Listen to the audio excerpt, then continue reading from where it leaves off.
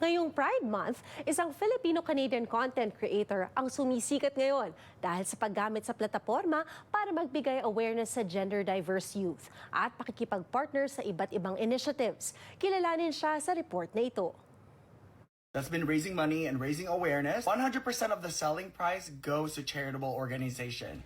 Gamit ang plataforma sa social media, ibinabahagi na Filipino-Canadian na si Sean Anthony, isang makeup vlogger mula Vancouver, BC, ang advokasya para sa mga trans at gender-diverse youth.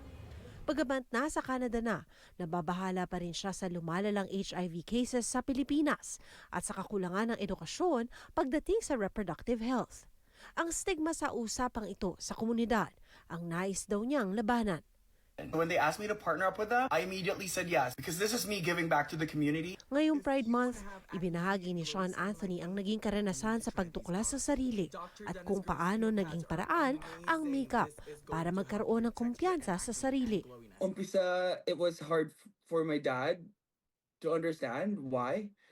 I remember I had this very vivid memory na one night yung dad ko tinanong niya kung bakit nagme-makeup ako. And then I was just, umiiyak ako na umiiyak kasi hindi ko masabi kung bakit. Pero nung tinanggal ko na yung makeup ko, nagulat siya kasi ang dami kong acne. And he realized that it's been affecting my mental health. Mahigit 12 taon na sa Canada ang kanilang pamilya.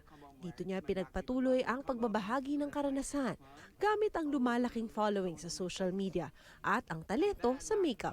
That's when everything just, clicked for me. Yung love for makeup, love for giving back, yung love ko for helping people discover their love for makeup or even discover themselves habang nilalagay nila yung makeup. Kamakailan lamang nang maging muka si Sean Anthony sa isang kampanya ng isang sikat na international makeup brand, kung saan ang malilikom na sales para sa ginawang makeup collection ay mapupunta sa non-profit organization Stepping Stone Calgary, grupong tumututok sa medical at mental health services ng gender-diverse na mga kabataan. Life is too short. Life is hard. Don't make it harder to yourself. So that's my main thing. And also, gusto kong i-highlight mga queer creators from around the world, especially Filipino creators.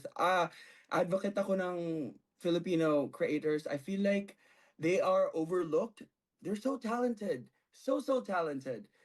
And I want to feature more of them in my channel. So you'll see that this month.